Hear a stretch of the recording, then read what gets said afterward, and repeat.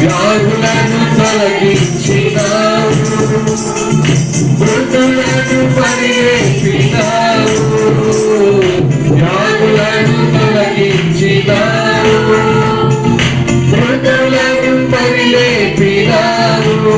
యెహోవా Rapha స్వస్థపరచును, యెహోవా Rapha స్వస్థపరచును, నన్ను స్వస్థపరచును. ఆరాధన నీకే, స్తుతి ఆరాధన నీకే,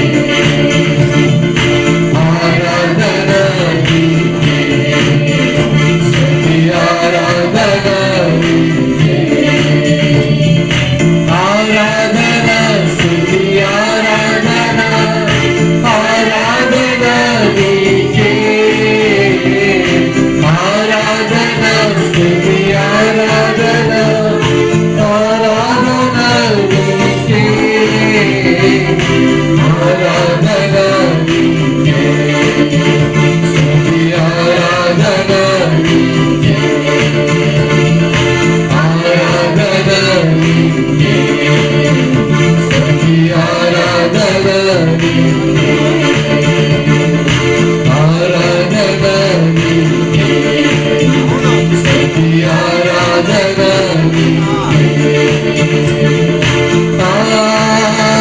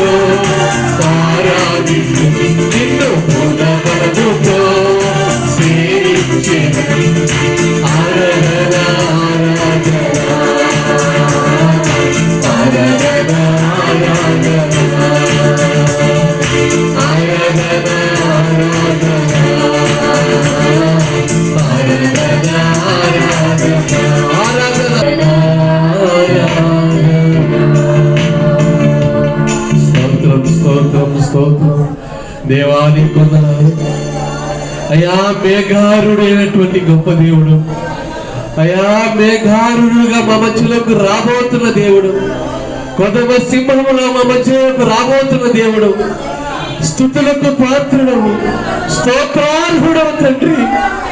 అయ్యా, మమ్మల్ని సజీవ లెక్కలో ఉంచిన దేవుడు నాయన, మహిమ ఘనతకు అర్హుడవు నాయన. నీ కొందనాలు దేవారక్షణ సన్నిధిలో నిన్ను స్తుతించడానికి, నిన్ను గణపరచడానికి అయోగ్య బలహీనమైన మమ్మల్ని మీరు జ్ఞాపకం చేసుకున్నందుకు నీకు వందనాలు, స్తుతులు, స్తోత్రాలు తండ్రి.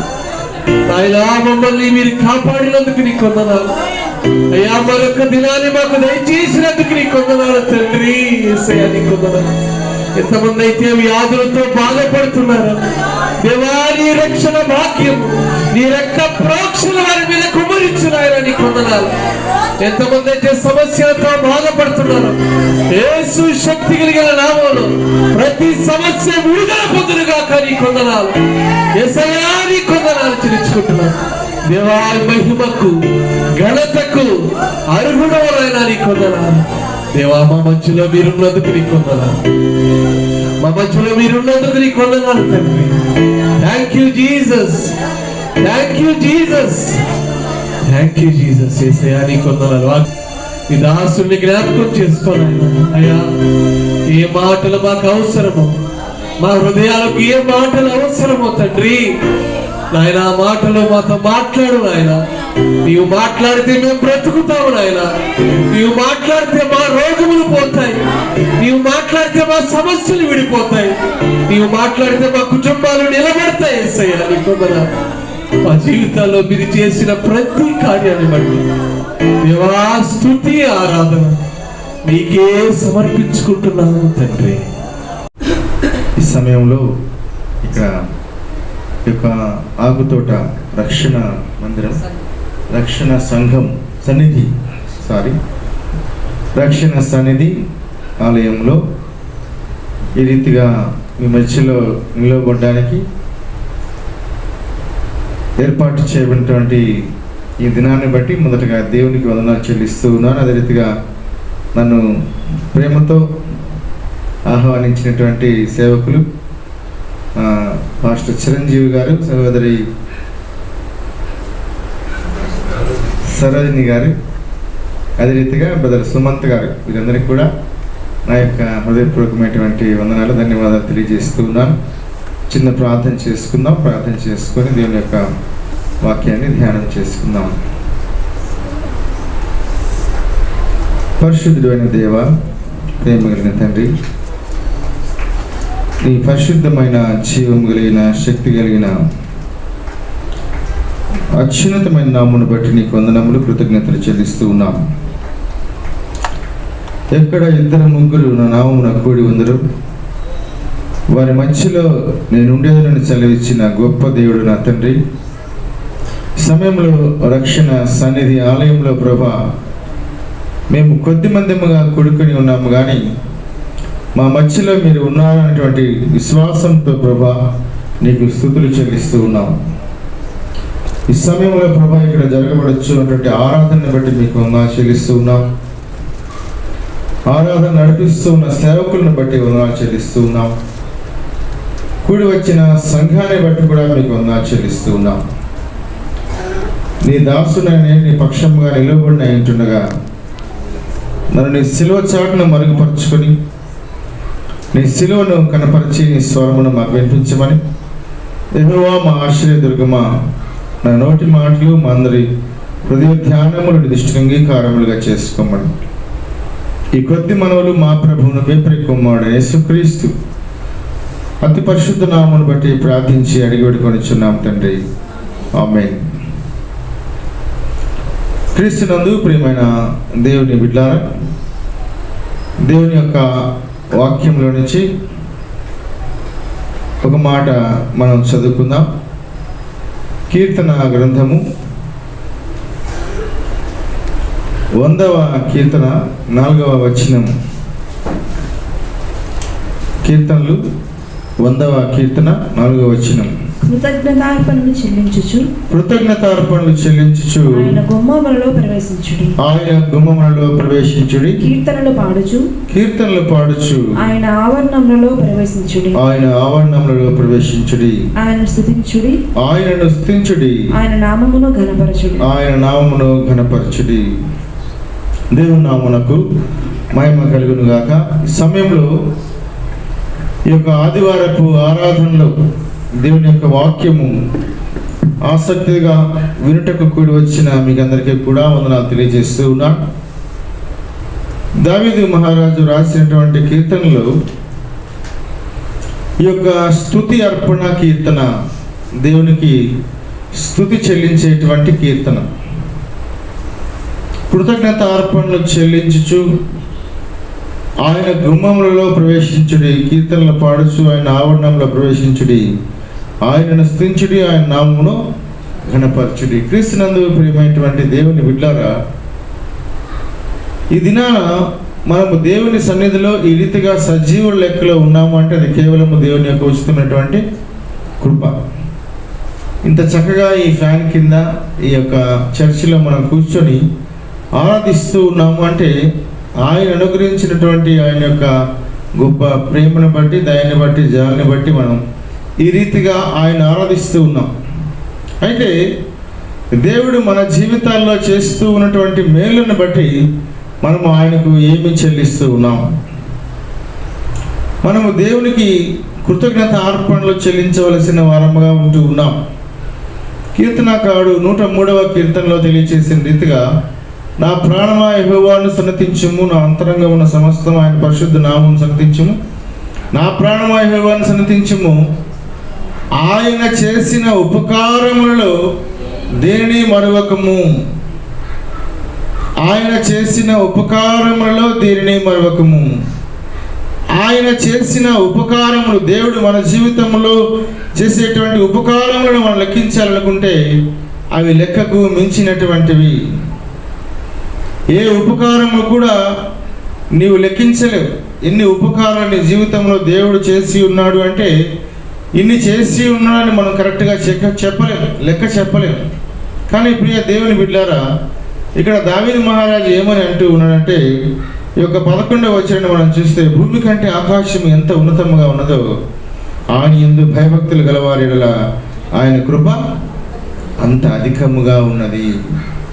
భూమి కంటే ఆకాశము ఎంత ఉన్నతముగా ఉన్నదో ఆయన యందు భయభక్తులు గలవారి యెడల ఆయన కృప అంత అధికముగా ఉన్నది. అనగా భూమికి ఆకాశమునకు మధ్య ఉన్నటువంటి దూరమును ఎవరు కూడా లెక్కించలేరు. అదే రీతిగా దేవుని యొక్క ప్రేమ, దేవుని యొక్క కృప మానవుని యెడల ఎంత ఉన్నది అనేటువంటిది కూడా ఏ మనుష్యుడు కానీ ఏ యంత్రము కానీ లెక్కించలేదు. భూమికి ఆకాశమునకు ఎంత దూరం ఉన్నదో అంత ఉన్నతముగా ఆయన యొక్క కృప మన యెడల భయభక్తులు కలిగినటువంటి వారి యెడల. కాబట్టి దేవుని యెడల భయభక్తులు కలిగిన ఆయన సంఘముగా కూడి ఉన్నటువంటి మనమందరము కూడా దేవుడు చేస్తూ ఉన్నటువంటి ప్రతి మేలును బట్టి దేవునికి కృతజ్ఞత చెల్లించాలి. కీర్తన గ్రంథము 33వ కీర్తనలో మొదటి వచనాన్ని మనం చూస్తే దావీదు మహారాజు ఏమని అంటూ ఉన్నాడంటే, నీతిమంతులారా యెహోవాను బట్టి ఆనందగానము చేయుడి, స్తుతి చేయుట యథార్థవంతులకు శుభస్కరము. స్తుతి చెల్లించుట యథార్థవంతులకు శుభస్కరము.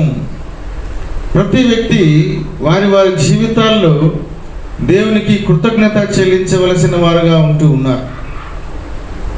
మనం పరిశుద్ధ గ్రంథంలో అనేక మందిని గమనిస్తూ ఉన్నప్పుడు వారి వారి జీవితాల్లో దేవుడు చేస్తూ ఉన్నటువంటి మేలులను బట్టి వారు దేవుని ఏ రీతిగా స్తుతిస్తూ ఉన్నారు, దేవుని ఏ రీతిగా ఘనపరుస్తూ ఉన్నారు అంటే, దావీదు మహారాజు యొక్క జీవితాన్ని మనం గమనిస్తే, దావీదు కేవలము గొర్రెల కాపరిగా ఉన్నటువంటి వాడు.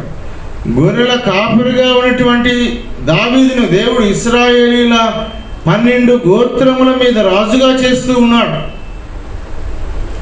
దేవుడు చేసినటువంటి ఆ గొప్ప కార్యమును బట్టి ఇశ్రాయేలులకు రాజుగా ఉన్నటువంటి దావీదు మహారాజు చేస్తూ ఉన్నటువంటి ప్రార్థన ఒకసారి మనం చూస్తే 2వ సమూయేలు గ్రంథంలో 7వ అధ్యాయం మనం చూస్తే 18వ వచనాన్ని ఒకసారి చూద్దాం. దావీదు రాజు లోపల ప్రవేశించి యెహోవా సన్నిధిని కూర్చుండి ఇలాగున మనవి చేసెను, నా ప్రభువా యెహోవా, ఇంతగా నీవు నన్ను హెచ్చించుటకు నేనెంతటి వాడను, నా కుటుంబము ఏ పాటిది, ఇంత హెచ్చుగా చేసినదంతయు నీ దృష్టికి కొంచెమై మానవుల పద్ధతిని బట్టి బహుకాలము జరిగిన తరువాత నీ దాసుడైన నా సంతానమునకు కలగబో దాని గురించి నీవు సెలవిచ్చి ఉన్నావు. ప్రియమైనటువంటి దేవుని బిడ్డ, దావీదుతో దేవుడు మాట్లాడుచూ ఉన్నాడు. నీ యొక్క సంతానమునకు నా యొక్క కృప చూపించేదను, నీ సంతానమును నేను సింహాసనం మీద స్థిరపరచేదను అంటాడు. 12వ వచనాన్ని మనం చూస్తే ఇదే అధ్యాయంలో, నీ దినములు సంపూర్ణములగినప్పుడు నీవు పితరులతో కూడా నిద్రించిన తర్వాత నీ గర్భములో నుండి వచ్చిన నీ సంతతి హెచ్చించి రాజ్యమును అతనికి స్థిరపరచెదను. అతడు నా నామ ఘనత కొరకు ఒక మందిరమును కట్టించును, అతని రాజ్య సింహాసనమును నేను నిత్యముగా స్థిరపరచెదను. ఇది నా దేవుని యొక్క వాక్యాన్ని మనం ధ్యానిస్తూ ఉన్నప్పుడు దావీదుతో దేవుడు చేస్తూ ఉన్నటువంటి ఒక గొప్ప వాగ్దానం. దావీదు మహారాజుకి దేవుని యొక్క మందిరము కట్టించాలి అనేటువంటి ఒక గొప్ప ఆశయం ఉన్నది, కానీ దేవుడు అందుకు దావీదుకి అనుమతి ఇవ్వలేదు. నీ చేతులు రక్తముతో తడిసి ఉన్నాయంటాడు. నీ చేతులకు రక్తం అంటింది, నువ్వు పాపము చేసి ఉన్నావు, నీవు నరహత్య చేసి ఉన్నావు. అయితే నీ యొక్క కుమారుడు, నీవు చనిపోయిన తర్వాత నీ గర్భమున పుట్టిన నీ కుమారుడు, అతని యొక్క రాజ్యాన్ని నేను స్థిరపరుస్తాను. అతడు నా నామ ఘనత కొరకు ఒక మందిరము కట్టించును, అతని రాజ్య సింహాసనము నేను నిత్యముగా స్థిరపరిచేదను. క్రీస్తునందు ప్రియమైన దేవుని బిడ్డ, ఈ దినాన ఈ స్థలములో ఇక్కడ మనం నిలువబడి ఉన్నాం, ప్రార్థిస్తూ ఉన్నాం, స్తుతిస్తూ ఉన్నాం అంటే ఇది ఏదో యాక్సిడెంటల్గా జరిగినటువంటిది కాదు, అనుకోని రీతిగా జరిగినటువంటిది కాదు. ఇది మానవుని యొక్క సంకల్పము కాదు, మన యొక్క ఆలోచన కాదు, మీ పాస్టర్ గారు మీ పాస్టర్ యొక్క ఆలోచన ఎంత మాత్రము కాదు. అది కేవలము దేవుని యొక్క చిత్తము, దేవుని యొక్క ఉద్దేశము. వారి ఇరువురి చేత ఈ స్థలములో ఒక దేవుని యొక్క మందిరము కట్టించబడాలి, దేవుని యొక్క వాక్యము ప్రకటించబడడానికి ఇక్కడ ఈ స్థలములో ఉన్నటువంటి అనేక మందికి, దేవుని ఎరుగనటువంటి వారికి దేవుని యొక్క వాక్యాన్ని బోధించి దేవుని యొక్క సత్యాన్ని, దేవుని రాజ్యమును గురించిన సత్యాన్ని బోధించుటకు ఒక మందిరము కట్టించడానికి ఇక్కడ మన సహోదరుడు చిరంజీవి గారిని, సహోదరి సరోజిని గారిని దేవుడు ఏర్పాటు చేసుకుని ఉన్నాడు. వారి యొక్క తల్లిదండ్రులు ప్రార్థించి ఉండవచ్చు, వారు ప్రార్థించి ఉండవచ్చు. అయితే ప్రియ దేవుని బిడ్డలారా, ఎన్ని ప్రార్థనలు, ఎన్ని ఆలోచనలు మనం చేసినప్పటికీ కూడా యెహోవా యొక్క నిర్ణయము స్థిరము. దాని హృదయంలో అనేకమైన ఆలోచనలు ఉంటాయంట, కానీ యెహోవా నిర్ణయము స్థిరము. అదే రీతిగా ఈ దినాన ఈ యొక్క మందిరములో ఏర్పాటు చేయబడినటువంటి యొక్క ఆరాధనలో దేవుని ఆరాధిస్తూ ఉన్నటువంటి మనం మన జీవితాల్లో కూడా దేవుడు ఏదో ఒక కార్యాన్ని స్థిరపరుస్తూ ఉంటాడు. నీ చేత నా చేత కూడా దేవుడు ఏదో ఒక కార్యాన్ని ఆయన కొరకు, ఆయన పని చేయడానికి, ఆయనకు ఉద్దేశములో ఆయన నిన్ను నిలువబెట్టుకుని ఉంటాడు. దేవుని యొక్క సన్నిధానములో ఒక సాధనముగా ఉండడానికి, దేవుని మందిరము ఊడవడానికి కావచ్చు, ఈ యొక్క చైర్ చేయడానికి కావచ్చు, దేవుని స్తుతించడానికి కావచ్చు, వాయిద్యములు వాయించడానికి కావచ్చు, చాలా రకాలైనటువంటి పరిచర్యలు దేవుని యొక్క మందిరంలో, దేవుని యొక్క ఆలయంలో మనం చేస్తూ ఉన్నప్పుడు ప్రియ దేవుని బిడ్డలారా, అది మన గొప్పతనం, మన ఘనత కాదు, కానీ దేవుని యొక్క ఉచితమైనటువంటి కృప. అందుకే దావీదు మహారాజు అంటూ ఉన్నాడు, భూమి కంటే ఆకాశము ఎంత ఉన్నతముగా ఉన్నదో ఆయన ఎడల భయభక్తులు కలిగిన వారి ఎడల ఆయన కృప అంత ఉన్నతముగా ఉన్నది. దేవుని యొక్క కృప ఎవరి ఎడలైతే ఉన్నతముగా ఉంటూ ఉన్నదో వారి జీవితాల్లో దేవుడు కార్యములు చేస్తూ ఉన్నాడు. ఈ దినాన దేవుని యొక్క ఆరాధనలో మందిరంలో దేవుని ఆరాధించడానికి వచ్చినటువంటి మన జీవితాల్లో కూడా దేవుని యొక్క కృప ఉన్నది. దేవుడు నీ జీవితంలో కార్యము జరిగించనై ఉన్నాడు. దేవుడు నీ యొక్క ఆలోచన, నీ యొక్క కోరిక, నీ యొక్క ప్రార్థన అన్నింటినీ కూడా ఆయన ఎరిగిన వాడుగా ఉంటూ ఉన్నాడు. 139వ కీర్తన ఒకసారి మనం చూద్దాం పిల్లల. 139వ కీర్తనలో దావీదు మహారాజు దేవునికి ప్రార్థన చేస్తూ ఉన్నాడు. మొదటి వచనం నుంచి ఉన్న లేఖన భాగాన్ని మనం చూస్తే, యెహోవా యెహోవా నీవు నన్ను పరిశోధించి తెలుసుకొని ఉన్నావు. నీవు నన్ను పరిశోధించి తెలుసుకొని ఉన్నావు. నేను కూర్చుండుట నేను లేచుట నేను నీకు తెలియదు. కూర్చుండట నేను లేచుట నీకు తెలియను. నాకు తలంపు పుట్టక మునిపే నీవు నా మనస్సు గ్రహించుచున్నావు. నీవు నా మనస్సు గ్రహించుచున్నావు. నా నడకను చాలా చూడండి ప్రియ దేవుని బిడ్డలారా, దావీదు కీర్తన, దావీదు మహారాజు రాస్తూ ఉన్నటువంటి కీర్తన. ఈ కీర్తనలో దావీదు మహారాజు ఎంత చక్కగా దేవునితో మాట్లాడుతూ ఉన్నాడంటే, యెహోవా నీవు నన్ను పరిశోధించి తెలుసుకొని ఉన్నావు. నేను కూర్చుండుట నేను లేచుట నీకు తెలియను. నాకు తలంపు పుట్టక మునిపై నీవు నా మనస్సు గ్రహించుచున్నావు. ఈ దినాన ఏ ఆశ కలిగి దేవుని మందిరానికి నీవు వచ్చావు? ఏమి ఆశించి, అనగా నీ హృదయంలో ఏమి ప్రార్థించాలని వచ్చావు? ఏమి కోరుకోవాలని వచ్చావు? ఏ బాధ పోవాలని వచ్చావు? ఏ వ్యాధి తొలగిపోవాలని వచ్చావు? అదంతా కూడా ఆయనకు తెలియను. ఇక అంటూ ఉన్నాడు కదా, నాకు తలంపు పుట్టక మునిపే నీవు నా మనస్సు గ్రహించుచు ఉన్నావు. క్రీస్తునందు ప్రేమైనటువంటి దేవుని బిడ్డలారా, మనకి తలంపు పుట్టక మునిపే మనము కూర్చుండుట, మనము లేచుట, మనకు ఆలోచన, మనకు ఆశ సమస్తము ఎరిగినటువంటి వాడు ఆయన. నా అంతరంగమున ఉన్న సమస్తమా ఆయన పరిశుద్ధ నామమును సన్నతించు. నీ యొక్క అంతరంగంలో ఏముందో ఏ మనుషునికి తెలియదు. ఒకడు నవ్వుచూ ఉండినను హృదయంలో దుఃఖము ఉండవచ్చు, కానీ ఆ దుఃఖము ఉన్నదని దేవుడికి తెలుసు. నాకు ఆలోచన పుట్టక మునిపే నీవు దాన్ని గ్రహించి ఉన్నావు. ప్రేమైనటువంటి దేవుని బిడ్డలారా, మన జీవితాల్లో కూడా మన హృదయంలో ఏమి ఎట్టి వాంఛ కలిగి ఉన్నాం? హృదయాలోచనలో ఎదిగినటువంటి దేవుడు నీ హృదయాన్ని పరిశీలించేటువంటి దేవుడు. నీ హృదయంలో ఉన్నటువంటి ప్రతి తలంపును కూడా ఆయన ఎరిగి ఉన్నాడు. సో నా అంతరంగమున ఉన్న సమస్తమా నీ హృదయ వాంఛలను తీరుస్తూ ఉన్నటువంటి దేవునికి ఇక్కడ చెల్లిస్తూ ఉన్నటువంటి మాట ఏంటంటే, నా అంతరంగమున ఉన్న సమస్తమా ఆయన పరిశుద్ధ నామమును సన్నతించుము. క్రీస్తునందు ప్రియమైనటువంటి దేవుని బిడ్డలారా, మన యొక్క అంతరంగములో నుంచి దేవుని స్తుతించాలి. మన హృదయాంతరంగములో నుంచి దేవునికి కృతజ్ఞత చెల్లించవలసిన వారముగా ఉంటూ ఉన్నాం.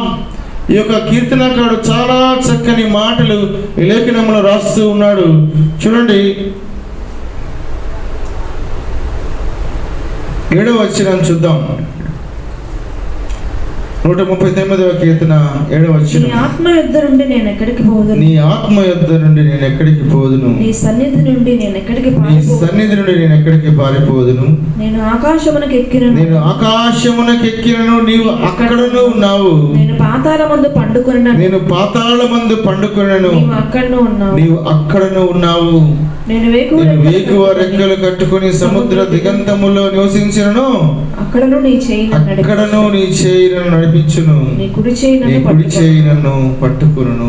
క్రీస్తునందు ప్రేమైనటువంటి దేవుని బిడ్డలారా, మనం చాలా సందర్భాల్లో ఏం చేస్తూ ఉంటామంటే, దేవుడు నా యొక్క చేతిని విడిచాను, దేవుడు నా చేతిని విడిచాను అనుకుంటూ ఉంటాం. దేవుడు మన చేతిని విడివడు, కానీ మనమే దేవుని చేతిని విడిస్తూ ఉంటాం.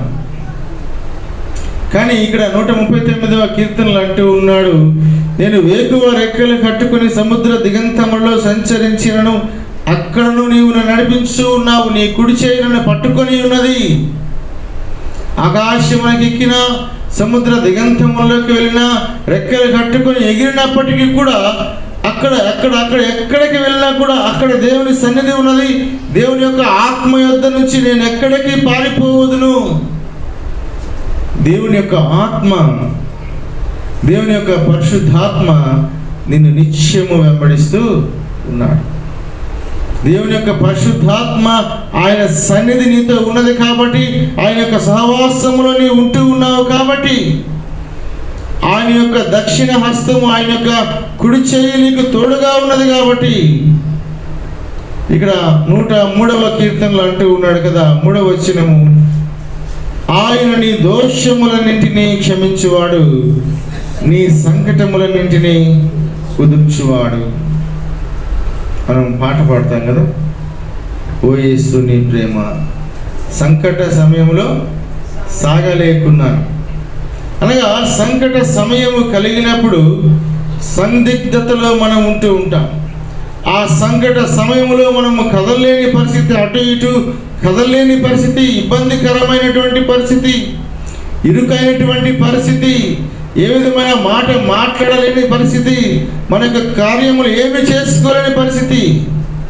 అయితే ఇక్కడ తెలియచేస్తూ ఉన్నటువంటి మాట ఏంటంటే, నీ సంకటములన్నింటినీ కుదుర్చువాడు.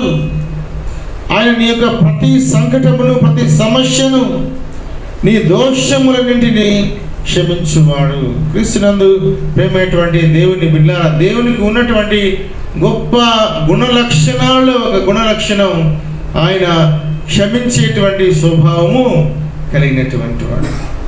నీ దోషములన్నింటినీ క్షమించువాడు. మన యొక్క దోషములను మనము లెక్క వేస్తే మన యొక్క జీవితంలో మనం ఎన్నటికీ కూడా క్షమించబడలేము. కానీ ప్రియ దేవుని బిడ్డలారా, ఆయన నీ దోషములను క్షమించువాడు, నీ సంకటములన్నింటినీ కూడా కుదుర్చువాడు. దేవుని యొక్క దృష్టిలో అందరూ కూడా సమానమే.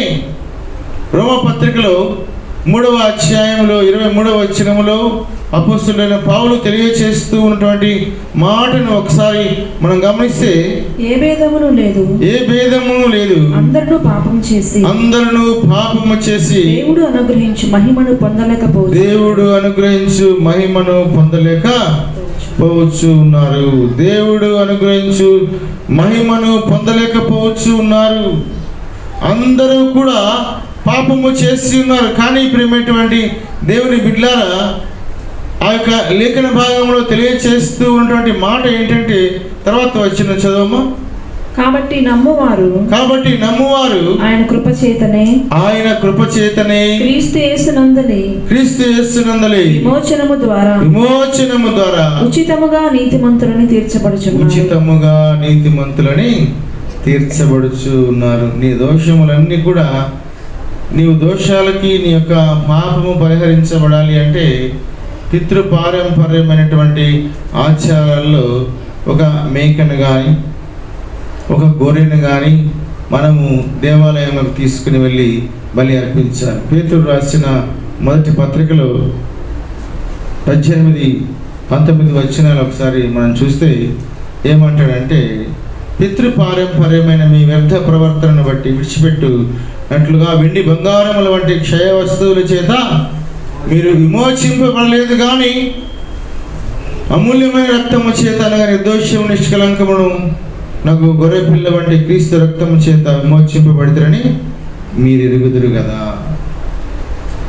ఈ పునరుద్ధాన దినాన దేవుని యొక్క మందిరంలో ఉన్నటువంటి మనమందరము గుర్తించుకోవలసిన విషయం ఏంటంటే, వెండి బంగారముల వంటి క్షయమైన వస్తువుల చేత మనము విమోచింపబడలేదు. దేవుని యొక్క సన్నిధానంలోనికి వచ్చి ఒకసారి బాప్తిస్మము తీసుకొని ఆయన సన్నిధిలో విశ్వాసముగా జీవిస్తూ ఉన్నటువంటి మనందరినీ కూడా దేవుని యొక్క వాక్యంలో భక్తులు ఏమని సంబోధిస్తూ ఉన్నారంటే, చూడండి, ఈ యొక్క మొదటి అధ్యాయం మొదటి 2-3 వచనాలు మనం చూస్తే, యేసుక్రీస్తు అపోస్తులైన పేతురు తండ్రి అయిన దేవుని భవిష్యత్తు జ్ఞానం బట్టి ఆత్మలని పరిశుద్ధత పొందిన వారై విధేయులగుటకు యేసుక్రీస్తు రక్తం వలన ప్రోక్షింపబట్టుకును ఏర్పరచబడిన వారికి అని సంఘాల గురించి తెలియచేస్తూ ఉన్నాడు. మన సంఘము కూడా అందులో ఉంటూ ఉన్నది. ప్రతి సంఘము ఉంటూ ఉన్నది.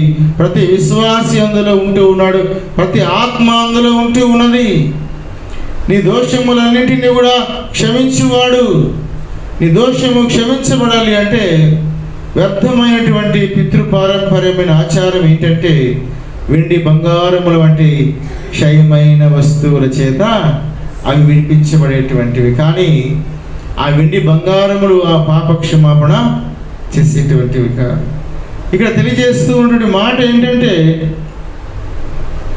అమూల్యమైన రక్తము చేత అనగా నిర్దోషమును నిష్కలంకమునకు గొర్రెపిల్ల వంటి క్రీస్తు రక్తము చేత విమోచింపబడితరని ఎరుగుదురు కదా. మన యొక్క జీవితాల్లో ఉన్నటువంటి మన యొక్క పాపము, మన యొక్క పాపపు స్వభావము, మన హృదయము, మన యొక్క ఆలోచన, మన యొక్క ప్రవర్తన, ఇవన్నీ కూడా పాప సంబంధమైనటువంటివి, అపరాధ సంబంధమైనటువంటివి. కానీ ప్రియ దేవుని బిడ్డలారా, ఆ పాపమును, ఆ అపరాధమును కొట్టివేయడానికి ప్రభు యేసుక్రీస్తు యొక్క రక్తము చేత, ఆ పరిశుద్ధమును నిష్కలంకమునకు గొర్రెపిల్ల వంటి క్రీస్తు రక్తము చేత మీరు విమోచింపబడి ఉన్నారు.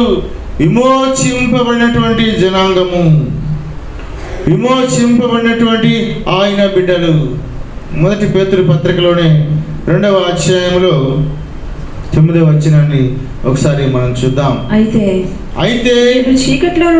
మీరు చీకటిలో నుండి ఆశ్చర్యకరమైన తన వెలుగులోనికి మిమ్మల్ని పిలిచిన వాని గుణాతిశయములను ప్రచురము చేయ నిమిత్తము ఏర్పరచబడిన వంశమును రాజులైన యాజక సమూహమును పరిశుద్ధ జనమును దేవుని సొత్తైన ప్రజలనై ఉన్నారు. క్రీస్తునందు ప్రియమైనటువంటి దేవుని బిడ్డలారా, దేవుడు మనల్ని క్షమించడం మాత్రమే కాదు, మన యొక్క దోషములన్నింటినీ కూడా క్షమిస్తూ ఉన్నాడు. మన దోషములను క్షమించుట మాత్రమే కాదు, కానీ మనకు ఒక ప్రత్యేకమైనటువంటి ఆధిక్యతను ఆయన ఇస్తూ ఉన్నాడు. చీకటిలో నుంచి ఆశ్చర్యకరమైన తన వెలుగులోనికి మిమ్మల్ని పిలిచిన వారి గుణాతిశయములను ప్రచురము చే నిమిత్తం ఏర్పరచబడిన వంశమును రాజులైన యాజక సమూహమును పరిశుద్ధ జనమునై ఉన్నారు. దేవుని సొత్తైన ప్రజలు, దేవుని సొత్తైన ప్రజలు. ఆయన తన యొక్క విలువైనటువంటి రక్తము, ఈ లోకంలో ఎవరు కూడా వెలకట్టలేనటువంటి రక్తము ఒక వెలగా పెట్టి నిన్ను కొన్నాడు. కాబట్టి నీవు నేను ఎవరు? ఆయన సొత్తైనటువంటి ప్రజలము. ఆ చీకటిలో అంధకారంలో జీవిస్తూ ఉన్నటువంటి నిన్ను నన్ను ఆయన ఆ చీకటిలో నుంచి, ఆ యొక్క అంధకారములో నుంచి ఈ యొక్క వెలుగులోనికి, ఆశ్చర్యకరమైన తన వెలుగులోనికి ఆయన నడిపిస్తూ ఉన్నాడు. కాబట్టి అంతరంగంలో ఉన్న సమస్తమా ఆయన పరిశుద్ధ నామమును సన్నతించును. క్రీస్తునందు ప్రియ దేవుని బిడ్డలారా, మనము చేసిన అనేకమైన మేలులను బట్టి దేవుని స్తుతిస్తూ ఉంటాము. కానీ అన్నిటికన్నా గొప్ప మేలు ఏంటంటే మన యొక్క ఆత్మకు రక్షణ. మన యొక్క ఆత్మకు రక్షణ. ఆ రక్షణ లేకపోతే ఈ లోకంలో నీవు ఎన్ని పొందుకున్నా కూడా వ్యర్థమైనటువంటి. ఎందుకనగా ఈ లోక సంబంధమైన ఆశీర్వాదాలన్నీ కూడా అపవాది కూడా ఇస్తాడు, ఎక్సెప్ట్ సాల్వేషన్. యేసుక్రీస్తు 40 దినాలు ఉపవాసం ఉండి అరణ్యంలో ఉంటూ ఉన్నప్పుడు అపవాది శోధిస్తాడు కదా. అక్కడ ఏం చెప్తాడు అపవాది? ఆ దేవాలయం శిఖరం మీదకి తీసుకుని వెళ్తాడు. అక్కడ ఉన్నటువంటి ఆ భూమి యొక్క రాజ్యములన్నింటినీ కూడా చూపిస్తాడు. ఆ రాజ్యములన్నింటినీ చూపించి నీవు కనుక నాకు మొక్కినట్లయితే ఈ రాజ్యముల మహిమంతా కూడా నీకు ఇస్తాను అంటాడు. అప్పుడు యేసుక్రీస్తు ఏమంటాడో తెలుసా? నీ దేవుడైన యెహోవాకు తప్ప ఎవరికి నీవు మొక్కకూడదు, సాగిలపడదని నీకు తెలియదా?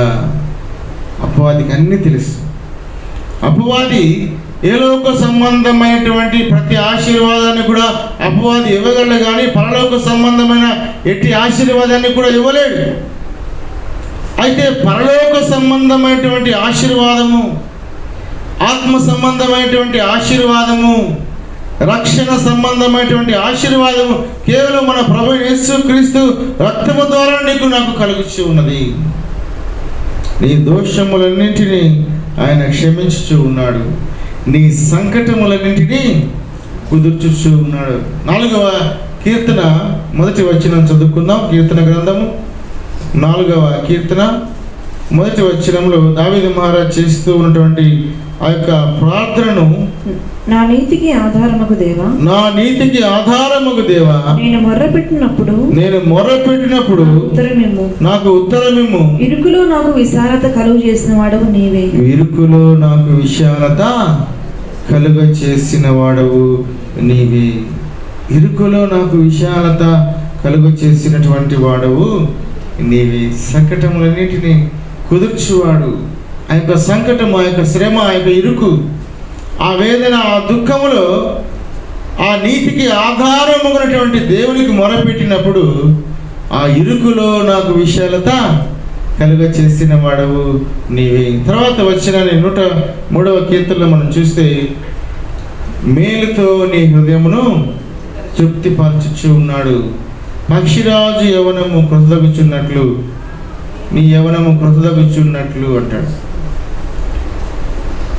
అనగా దేవుని యొక్క ఆశీర్వాదాలు, దేవుని యొక్క మేలులు ఎలాగుంటూ ఉంటాయంటే ఆల్వేస్ రెన్యువల్ అవుతూ ఉంటాయి. ఎవ్రీ బ్లెస్సింగ్ కూడా ఆ బ్లెస్సింగ్ రెన్యువల్గా మన జీవితాల్లో జరుగుతూ ఉంటాయి.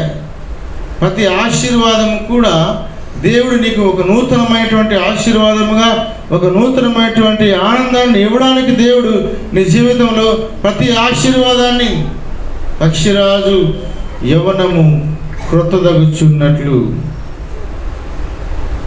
మేలుతో నీ హృదయమును తృప్తిపరచు, ఒక సంతోషం, ఒక ఆనందాన్ని మన యొక్క జీవితాల్లో ఆయన ఇస్తూ ఉన్నాడు.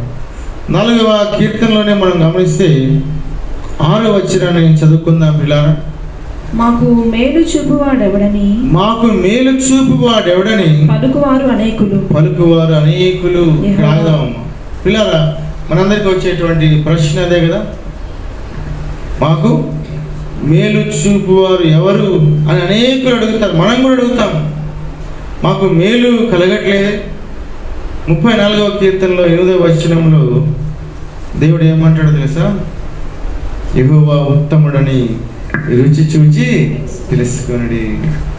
నీకు మేలు చూపువాడు ఎవడని అడుగుతూనే ఉంటాం. బెతెస్దా అనే కోనేటి దగ్గర 38 సంవత్సరాల నుంచి ఒకడు పడి ఉంటాడు.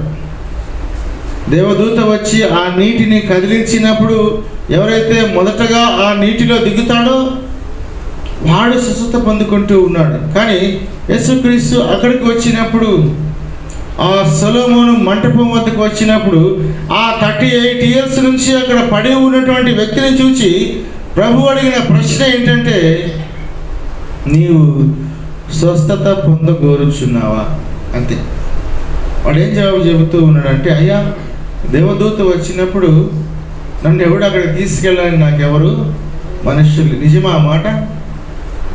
38 సంవత్సరాల నుంచి వాడు ఒక్కొక్క సెంటీమీటర్ జరిగిన ఆ నీడు దగ్గరికి వెళ్ళలేడా?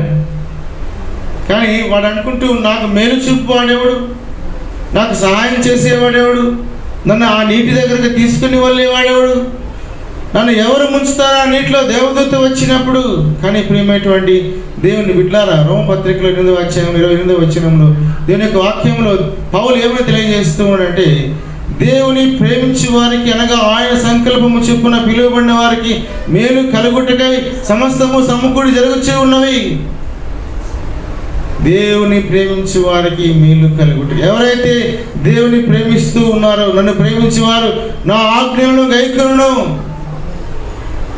ఎవరైతే దేవుని యందు భయభక్తులు కలిగిన జీవితం జీవిస్తూ ఉన్నారో వారు దేవుని ప్రేమించేవారుగా ఉంటూ ఉన్నారు.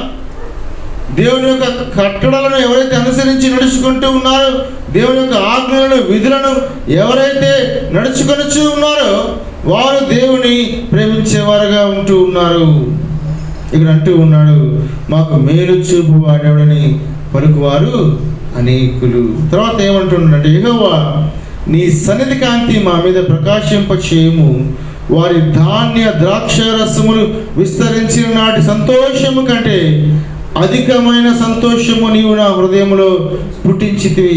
యెహోవా నెమ్మదితో పండుకొని నిద్రపోదును, నేను ఒంటరిగా ఉండినను నీవే నన్ను సురక్షితముగా నివసింపచేయుదువు. ప్రియ దేవుని బిడ్డారా, మేలు అనేటువంటిది కేవలము మన యొక్క ఫీలింగ్, మన యొక్క ఆలోచన విధానము. మనము తృప్తి కలగాలి అంటే ఎంతవరకు తృప్తి కలగదు? ఇక్కడ వరకు తృప్తి పొందగలమా? ఇక్కడ వరకు, ఇక్కడ వరకు, ఇక్కడ వరకు, ముక్కు వరకు ఉన్నా కూడా మనం తృప్తి పొందలేము. కానీ ఇక్కడ తెలియచేస్తూ ఉన్నటువంటి మాట ఏంటంటే, ఇరుకులో విశాలత కలుగ చేసినప్పుడు, ఆ నీతికి ఆధారముకు దేవుని ప్రార్థించినప్పుడు, ఆ యొక్క ఇరుకులో విశాలత కలుగ చేసినప్పుడు, ఆ ఇబ్బంది, ఆ శ్రమలో నుంచి దేవుడు విడుదల చేసినప్పుడు వాని యొక్క హృదయం ఏ రీతిగా ఉంటూ ఉన్నది అంటే, వారి ధాన్య ద్రాక్షారసములు విస్తరించి నాటి సంతోషము కంటే అధికమైన సంతోషము నీవు నా హృదయంలో పుట్టించితివి. కొంతమందికి అన్ని ఆశీర్వాదాలు ఉంటూ ఉంటాయి, కానీ వారికి సంతోషము సమాధానము వారి జీవితంలో ఉండదు.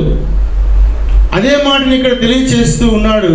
వారి ధాన్య ద్రాక్షారసములు విస్తరించిన నాటి కంటే అధికమైన సంతోషము నీవు నా హృదయంలో పుట్టించితివి. క్రీస్తునందు ప్రియమైనటువంటి దేవుని సంగమా, దేవుని బిడ్లారా, మన జీవితాల్లో కూడా దేవుడు ఈ విధమైనటువంటి మేలును చేస్తూ ఉన్నాడు.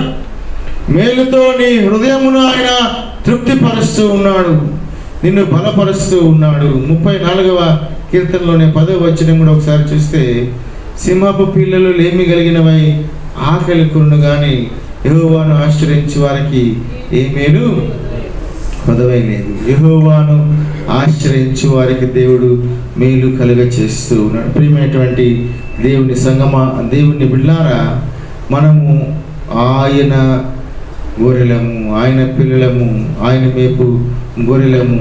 ఈ యొక్క 100వ కీర్తనలో 3వ వచనాన్ని మనం చూస్తే, యెహోవాయే దేవుడిని తెలుసుకుని ఆయనే మనల్ని పుట్టించిన, మనం ఆయన వారు, మనం ఆయన ప్రజలము, ఆయన మేపు గొర్రెలము. మరి ఆయన ప్రజలము, ఆయన పుట్టించినటువంటి వారము, ఆయన మేపు గొర్రెలమైన మనం ఎవరి మీద ఆశ్రయము కలిగి ఉండాలి?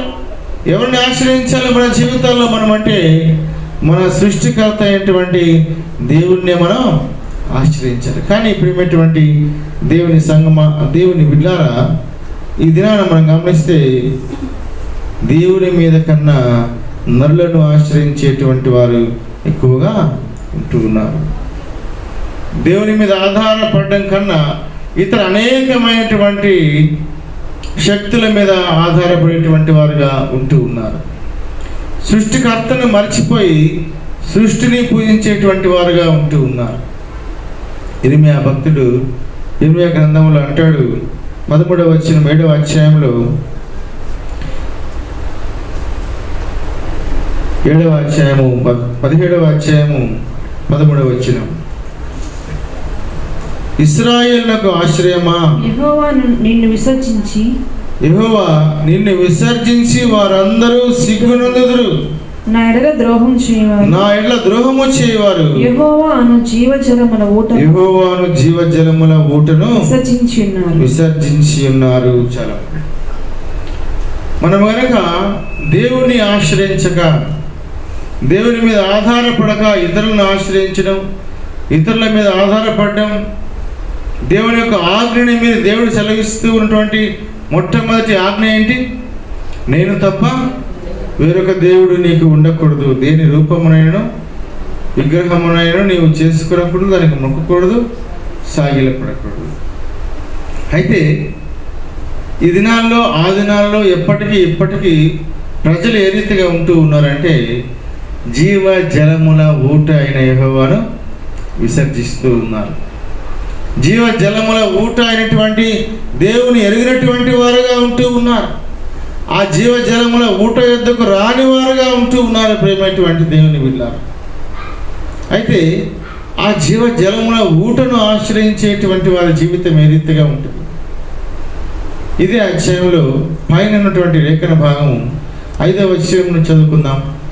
యెహోవా ఇలాగు సెలవిచ్చుచున్నాడు, నరులను ఆశ్రయించి శరీరులను తనకు ఆధారముగా చేసుకొనొచ్చు తన హృదయమును యెహోవా మీద నుండి తొలగించుకునేవాడు శాపగ్రస్తుడు. క్రీస్తునందు ప్రియమైనటువంటి దేవుని బిడ్డలారా, మనం శాపగ్రస్తులం అవ్వడానికి, శాపము కలిగి ఉండడానికి దేవుడు మనల్ని సృజించలేదు. ఆశీర్వాదమునకు వారసులుగా ఉండడానికి దేవుడు మనల్ని పిలిచి ఉన్నాడు. మనకు ఆశీర్వాదములు ఇవ్వడానికి, సకలమైనటువంటి ఆశీర్వాదములను ఆయన మన కొరకు సిద్ధపరిచి మనల్ని పిలుస్తూ ఉన్నాడు. అయితే మన జీవితాల్లో దేవుని విసర్జించినప్పుడు, దేవుని ఆధారముగా చేసుకొనక నరులను ఆశ్రయించి శరీరులను తనకు ఆధారముగా చేసుకొనొచ్చు తన హృదయమును యెహోవా మీదను తొలగించుకునేవాడు శాపగ్రస్తుడు. ప్రియమైనటువంటి దేవుని బిడ్డలారా, శాపగ్రస్తులుగా ఉండడానికి మనం ఇష్టపడతామా? దీవించబడిన వారముగా ఉండడానికి మనం ఇష్టపడతామా? దీవించబడిన వారిగా ఉండడానికి మనం ఇష్టపడుతూ ఉంటాం. అయితే మనకు దీవెన కావాలి, ఆశీర్వాదము కావాలి. అయితే మనము దేవుని మటుకు ఆశ్రయించాము. నరులను ఆశ్రయిస్తూ ఉంటాం, ఇతర అన్య దేవుళ్ళను, దేవతలను ఆశ్రయిస్తూ ఉంటాం. కానీ ప్రియమైనటువంటి దేవుని బిడ్డలారా, నీ జీవితంలో ఇహలోక సంబంధమైన మరియు పరలోక సంబంధమైన ఆశీర్వాదము దేవుడు ఇవ్వాలి అంటే నీవు దేవుని తప్పక ఆశ్రయించాలి. తర్వాత లేఖన భాగంలో కూడా చూస్తే, వాడు ఎడారిలోని అరుహా వృక్షం వలె ఉండును, మేలు వచ్చినప్పుడు అది వానికి కనబడదు. వాడు అడవిలో కాలిన నేల యందును, నిర్జనమైన చవిటి భూమి యందును నివసించును. మేలు వస్తుందంట కానీ అది వానికి కనబడదు. ఎంత ఆశ్చర్యం అండి! ఎవరికి మేలు వచ్చినా కనబడదు?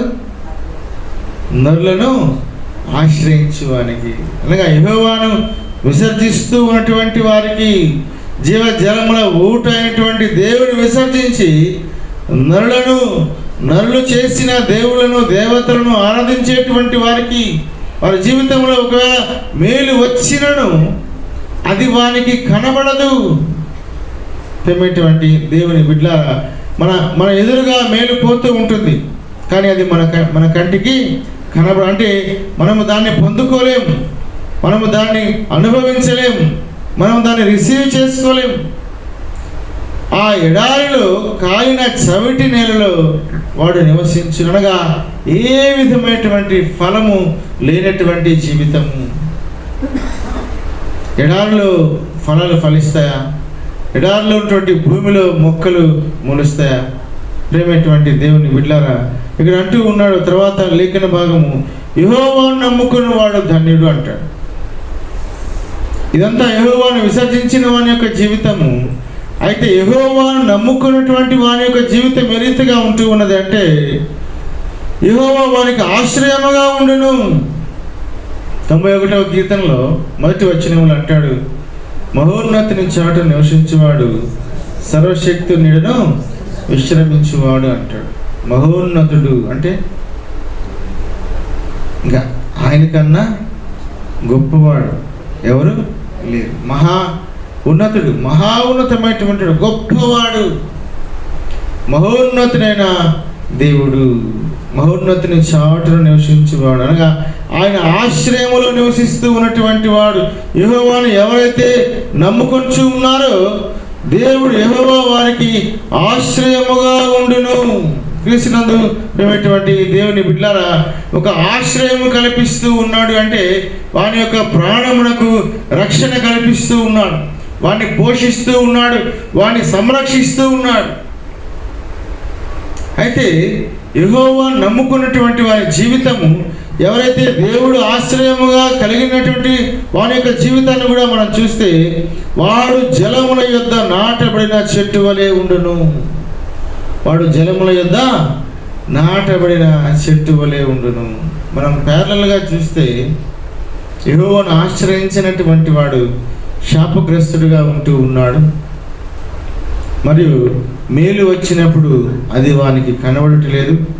వాడు అడవిలో కాలిన నేల యందును, నిర్జనమైన చవిటి భూమి యందును నివసించు. అంటే ఎక్కడ వెతికినా కూడా వాని జీవితంలో ఏ విధమైనటువంటి ఆశీర్వాదము కనబడటం లేదు. కానీ ఎవరైతే యెహోవాను ఆశ్రయిస్తూ ఉన్నారంటే, ఎవరైతే దేవుని మీద విశ్వాసం ఉంచుతూ ఉన్నారు, ఎవరైతే దేవుని ఆశ్రయముగా చేసుకుంటూ ఉన్నారో, దేవుని యందు ఎవరైతే నమ్మకము కలిగి ఉన్నారో, ఆ నమ్మకము కలిగినటువంటి వానికి దేవుని యొక్క దీవెన ఆశీర్వాదం మెరితగా ఉంటూ ఉన్నదంటే, జలముల యొద్ద నాటబడిన చెట్టు వలె ఉండును, అది కాలువల ఓరును, దాని వేళ్ళు తనను, వెట్ట కలిగినను దానికి భయపడదు, దాని ఆకు పచ్చగా నుండును, వర్షము లేని సంవత్సరమున చింతనొందదు, కాపు మానదు.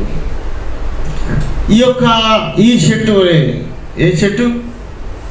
నీటి కాలువల ఓరను వేళ్ళు తన్నబడినటువంటి చెట్టు. వర్షము లేని సంవత్సరమున చింతనొందదు, కాపు మానదు, వెట్ట కలిగినను దానికి భయపడదు. ప్రియమైనటువంటి దేవుని బిడ్డలారా, చూడండి, ఇక్కడ ఈ యొక్క దేవుని నమ్ముకున్నటువంటి వానికి శ్రమ వస్తే వాడు కాలిపోతూ ఉన్నాడు, మాడిపోతూ ఉన్నాడు, వాడు శాపగ్రస్తుడైపోతూ ఉన్నాడు.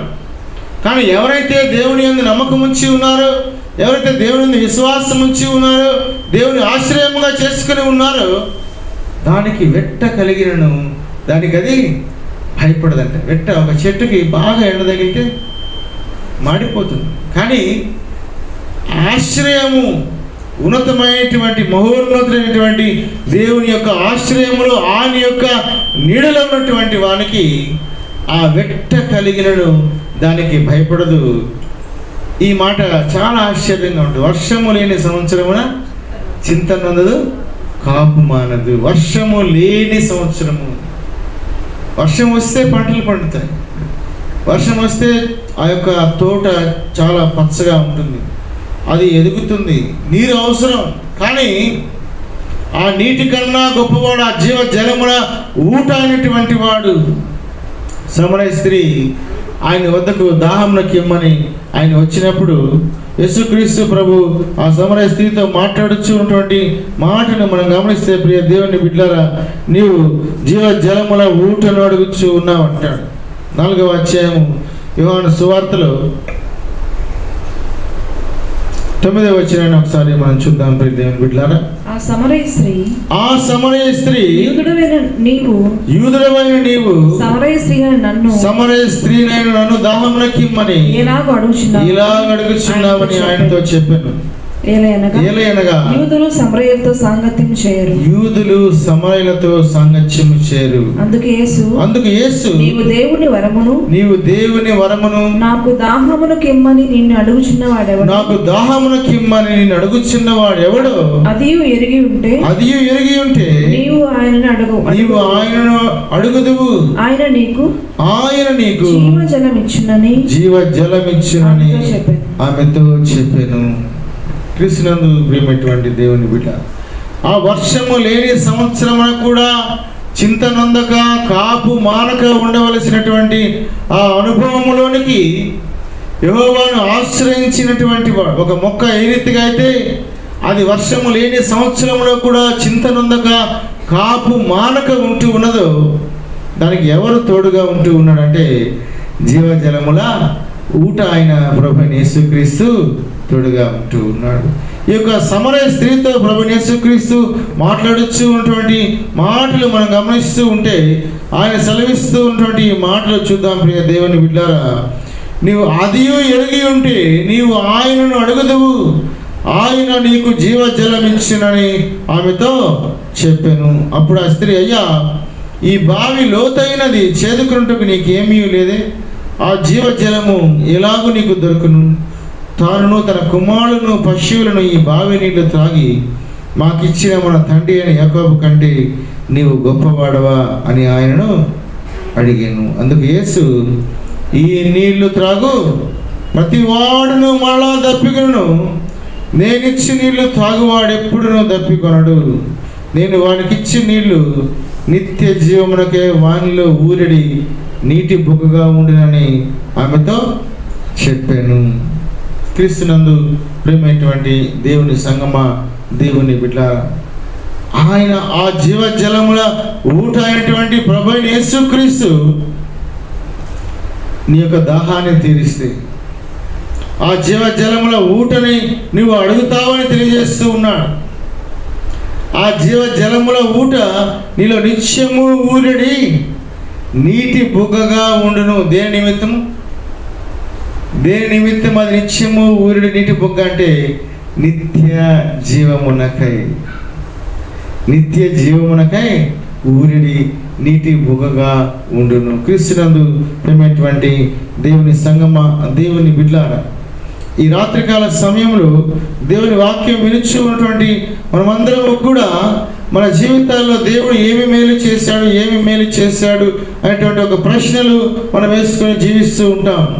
కానీ ఆ యొక్క నిత్య జీవమును ఆయన నీకు అనుగ్రహించడానికి ఈ లోకములోనికి ఒక రక్షకుడిగా వస్తూ ఉన్నాడు. ఆ జీవ జలముల ఊట నీలో ఉంచడానికి ప్రభువైన యేసుక్రీస్తు ఆయన పరలోకం విడిచి ఈ భూమి మీదకి పశువుల పాకలో ఆయన కన్య గర్భములో జన్మిస్తూ ఉన్నాడు. పాపులను రక్షించుటకు క్రీస్తు యేసు ఈ లోకమునకు వచ్చిన వాక్యము నమ్మదగినది, పూర్ణాంగీకారమునకు యోగ్యమునై ఉన్నది అంటాడు. 1 తిమోతి పత్రిక 1వ అధ్యాయం 15వ వచనం. మన యొక్క దోషములన్నింటినీ కూడా ఆయన క్షమించువాడు. మన యొక్క జీవితానికి రక్షణ లేకపోతే మనము ఈ లోకములో విడిచిపెట్టబడేటువంటి వారముగా ఉంటూ ఉన్నాం. ఈ అంచె దినాలలో ఉంటూ ఉన్నటువంటి మనము ప్రభువైన యేసుక్రీస్తు యొక్క రక్షణను ఎరుగని వారముగా జీవిస్తే మనం మరణించిన తర్వాత మన యొక్క జీవితం ఏమవుతూ ఉన్నది? ఈ లోకాన్ని మనం విడిచిపెట్టిన తర్వాత మనం ఎక్కడికి వెళ్తాం? ఒక ప్రశ్న మనం వేసుకున్నామా? ఇప్పుడు ఈ యొక్క మందిరం అయిపోయిన తర్వాత మనం ఎక్కడికి వెళ్తాం? ఇంటికే కదా. ఎందుకు వెళ్తాం? సింపుల్ ఆన్సర్, అక్కడి నుంచే వచ్చాం కాబట్టి. ఎలా వెళ్తాం? దారి తెలుసు కాబట్టి, వెళ్ళవలసిన దారిలో వెళ్తాం కాబట్టి. మీ ఇల్లు ఇటు పక్క ఉందనుకో, నువ్వు ఇటు పక్క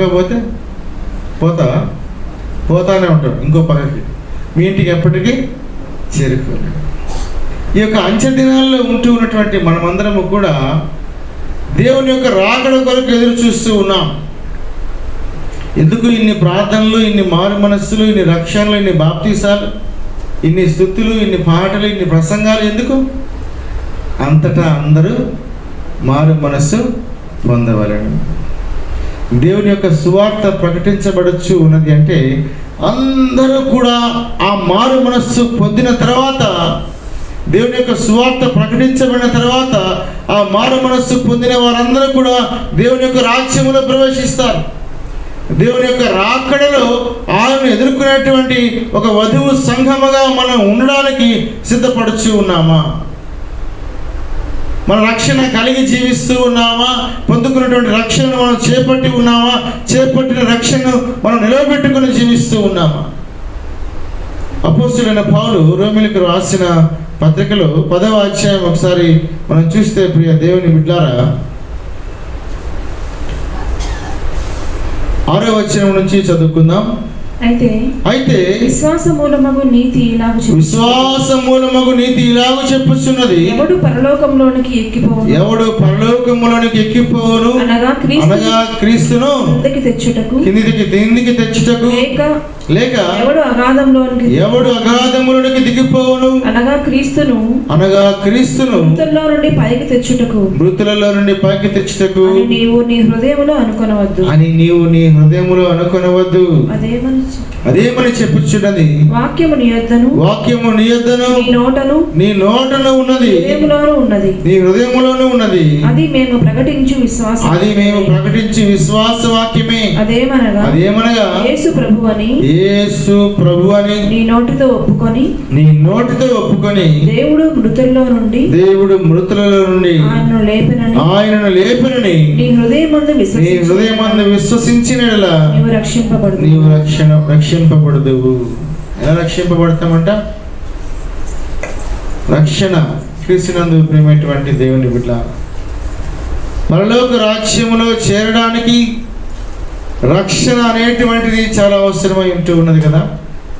అయితే యేసు ప్రభు అని నోటితో ఒప్పుకొని దేవుడు మృతులలో నుండి ఆయన లేపెనని నీ హృదయమందు విశ్వసించిన యెడల నీవు రక్షింపబడదు. ఒక సంఘము అంతా కూడా ఎత్తబడాలి అంటే సంఘములో ఉన్నటువంటి ప్రతి ఆత్మ కూడా రక్షింప పొందాలి. ప్రతి ఆత్మ, ఏ ఆత్మ కూడా విడిచిపెట్టడం దేవునికి ఇష్టము లేదు. ఏ ఆత్మను కూడా దేవుడు అలాగా లెఫ్ట్ బిహైండ్గా చేసి వెళ్ళాలనేటువంటి ఆశ ఆయనకి లేదు. అందరూ కూడా రక్షణ పొందాలి. మొదటి యోహాను రాసిన పత్రిక 1వ అధ్యాయంలో 7వ వచనం చదువుకుందాం. ప్రియ దేవుని బిడ్డ, అయితే ఆయన వెలుగులో ఉన్న ప్రకారం మనమును వెలుగులో నడిచిన ఎడల మనము అన్యోన్య సహవాసం గలవారమై ఉందుము. అప్పుడు ఆయన కుమారుడైన యేసు రక్తము ప్రతి పాపము నుండి మనలను పవిత్రులుగా చేయను. అన్యోన్య సహవాసము. క్రీస్తునందు ప్రియమైనటువంటి దేవుని బిడ్డ, ఒక సంఘములో ఉన్నటువంటి మనమందరము కూడా ఇక్కడ చాలా చక్కగా యోహాను తెలియచేస్తూ ఉన్నాడు. ఆయన వెలుగులో ఉన్న ప్రకారము మనమును వెలుగులో నడిచిన ఎడల. ఆయన వెలుగులో ఉన్నాడు, నీవు చీకట్లో ఉన్నావు. చీకట్లో నుంచి నిన్ను ఆశ్చర్యకరమైన వెలుగులో తీసుకుని వచ్చాడు. కానీ నువ్వు ఆయనతో నడుస్తూ ఉన్నావా? ఆయన వెలుగులో ఉన్నటువంటి ప్రకారము మనమును వెలుగులో నడిచిన ఎడల మనం అన్యోన్య సహవాసము గలవారమై ఉందుము. ఎవరితో? మనం ఇక్కడ ఆలయాల్లో అంటే ఇక్కడ చాలా కొద్ది మంది ఉన్నారు కాబట్టి ఇక్కడ ఇంకా స్టార్ట్ అయ్యి ఉండకపోవచ్చు. పెద్ద ఆలయాల్లో ఒకరి పక్కన ఒకరు కూర్చుంటారు, వాళ్ళ కోసం సీట్ ఎత్తి పెడతారు. వాళ్ళు రావాలా వీళ్ళు రావాలా అంటూ ఉంటారు. ఆ సీట్లు ఎవరిని కూర్చొనివారు? వీళ్ళు అన్యోన్య సహవాసము కలిగి ఉండడానికి, ఈ వారం అంతా జరిగిన కబుర్లు చెప్పుకోవడానికి. నువ్వేం చీర కట్టుకొచ్చావు, నువ్వేం జాకెట్ వేసుకొచ్చావు, నువ్వేం గాజులు వేసుకొచ్చావు, నువ్వేం దండ వేసుకున్నావు, ఇలాంటివి మాట్లాడుకోవడానికి అన్యోన్య సహవాసంలో కూర్చొని ఉంటాం. కానీ ప్రియమైన దేవుని బిడ్డలారా, దేవునితో అన్యోన్య సహవాసము, ఆయన వెలుగులో ఉన్న ప్రకారము మనము కూడా ఆ వెలుగులోనికి నడిచిన ఆయనతో అన్యోన్య సహవాసము కలిగిన వారమే మనం ఉంటాం. అయితే మనం వెలుగులోనికి వస్తామా? వెలుగులోనికి రా. ఎవరు వెలుగులోనికి వస్తారు, ఎవరు వెలుగులోనికి రారంటే యోహాను సువార్త ఒకసారి చూద్దాం పిల్లరా. 3వ అధ్యాయంలో యోహాను రాస్తాడు కదా, 19వ వచనం 20వ వచనం చదువుకుందాం. ఆ తీర్పు ఇదే, వెలుగు లోకములోనికి వచ్చెను గాని తమ క్రియలు చెడ్డవైనందున మనుష్యులు వెలుగును ప్రేమింపక చీకటిని ప్రేమించేది. నువ్వు వెలుగుతో అన్యోన్య సహవాసం చేయమంటే చీకటిలో నుంచి దేవుడిని రక్షించిన నీ క్రియలు చెడ్డవి కాబట్టి నువ్వు ఇంకా చీకటితోనే సహవాసం చేస్తూ ఉన్నావు. మరి నీకు రక్షణ ఎక్కడ వస్తుంది? నువ్వు పరలోక రాజ్యంలో ఎప్పుడు ప్రవేశిస్తావు? నీ కొరకు సిద్ధపరిచినటువంటి ఆ పెళ్లి కుమారుని విందులో నువ్వు ఎప్పుడు పాలు పంపులు పొందుతావు? ఇక్కడ అంటూ ఉన్నాడు, ప్రియ దేవుని బిడ్డారా, వెలుగు లోకములోనికి వచ్చిన కానీ తమ క్రియలు చెడ్డమైనందున మనుష్యులు వెలుగును ప్రేమింపక చీకటిని ప్రేమించిరి. ఎందుకు చీకటిని ప్రేమిస్తూ ఉన్నారు? ఎందుకు వెలుగుని ప్రేమించటం లేదు? అందరికీ మనం లైట్ వేస్తే ఇష్టం, కానీ కొంతమందికి లైట్ ఆపితే ఇష్టం. వాడు చీకటికి అలవాటు పడినటువంటి వాడు, వాని యొక్క జీవితము వెలుగులోనికి రావడానికి ఇష్టం లేదు. చీకటి కార్యములు చేయవారు చీకటి మరణానికి, పాపానికి, శాపానికి సాదృశ్యముగా ఉంటూ ఉన్నది. ఇక్కడ అంటూ ఉన్నాడు 20వ వచనం కూడా మనం చూస్తే పిల్లారా, దుష్కార్యము చేయు ప్రతివాడు వెలుగును ద్వేషించును, తన క్రియలు దుష్క్రియలుగా కనబడకున్నట్లు వెలుగునొద్దకు రాడు. రాత్రి కిచెన్లో పోయి లైట్ వేయండి, పారిపోతూ ఉంటాయి. ఏంటి? బొద్దింకలు. లైట్ వేస్తే రావై, లైట్ ఆపగానే మళ్ళా అన్నీ వచ్చేస్తాయి. అలాగా ఈ యొక్క వెలుగుని ప్రేమించినటువంటి వాడు దుష్కార్యము చేయు ప్రతివాడు కూడా ఆ వెలుగును ద్వేషిస్తూ ఉన్నాడు, చీకటిని వాడు ప్రేమిస్తూ ఉన్నాడు. తన క్రియలు దుష్క్రియలుగా కనబడకున్నట్లు వెలుగునొద్దకు రాడు. అంటే ఆ దుష్క్రియలు మార్చుకోవడానికి ఇష్టపడడు, ఆ దుష్క్రియలు తొలగించుకోవడానికి ఇష్టపడడు, ఆ దుష్క్రియలను జీవించడానికే ఇష్టపడుతూ ఉంటాడు. అయితే ఇక్కడ అంటూ ఉన్నాడు కదా, సత్యవర్తనుడైతే తన క్రియలు దేవుని మూలముగా చేయబడి ఉన్నవని ప్రత్యక్షపరచబడినట్లు వెలుగునొద్దకు వచ్చును. క్రీస్తునందు ప్రియమైనటువంటి దేవుని సంగమా, దేవుని బిడ్డలారా, ఈ రాత్రికాల సమయంలో మనమందరము కూడా వెలుగులో నడుస్తూ ఉన్నటువంటి ప్రభువైన యేసుక్రీస్తుతో అన్యోన్య సహవాసము కలవారమై ఉన్నట్లు ఆయన యొక్క ఆశ్చర్యకరమైన ఆ తన వెలుగులోనికి ఆ చీకటిలో నుంచి ఆయన మనల్ని పిలుస్తూ ఉన్నాడు. సంఘం అంటే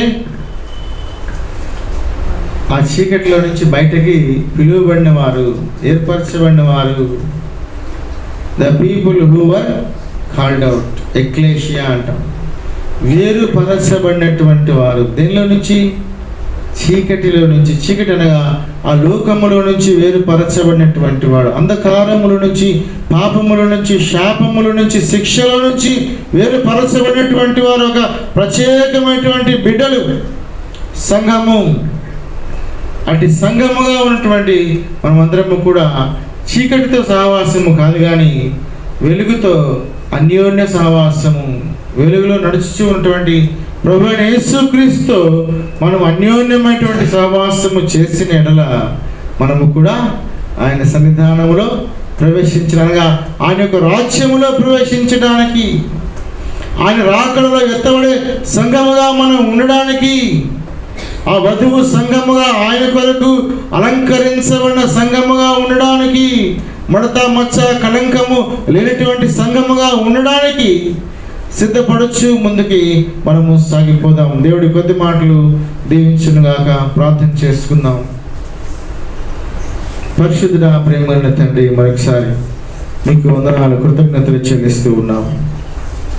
ఈ యొక్క రాత్రికాల సమయంలో ప్రభా, నీ సన్నిధానములు నా తండ్రి నీకు కృతజ్ఞత అర్పణలు చెల్లించుచు, సంతోష గానము చేయించు నీ సన్నిధిలో ప్రవేశిస్తూ ఉన్నటువంటి మేము ఇదిగో ప్రభా, నీ రాజ్యములో కూడా ప్రవేశించడానికి, నీ యొక్క పిల్లలముగా, నీవు మేపు గొర్రెలముగా, నీవు చేసినటువంటి నీ యొక్క సృష్టిగా ప్రభా, నీ యొక్క చేతి పనిగా ఉన్నటువంటి మేము నా తండ్రి నీ సన్నిధిలో ప్రవేశించడానికి, మాకు నీ వెలుగులో నడుచుకోవడానికి, వెలుగులో ఉన్న నీతో అన్యోన్య సహవాసములో ఉండడానికి, జీవజలముల ఊటను కలిగి జీవించడానికి ప్రభా నిన్ను ఆశ్రయించిన తండ్రి ఇదిగో ప్రభా, వెట్ట కలిగిన భయపడిన స్థితిలో, వర్షము లేని సంవత్సరంలో కూడా చింతనుందని కాపు మారని స్థితిలో ఉండినట్లు ప్రభా నీ మీద ఆధారపడి ముందుకు సాగిపోటు నా తండ్రి ఇక్కడ ఉన్న చిన్న మందన ప్రభా మీరు దీవించండి, ఆశీర్వదించండి.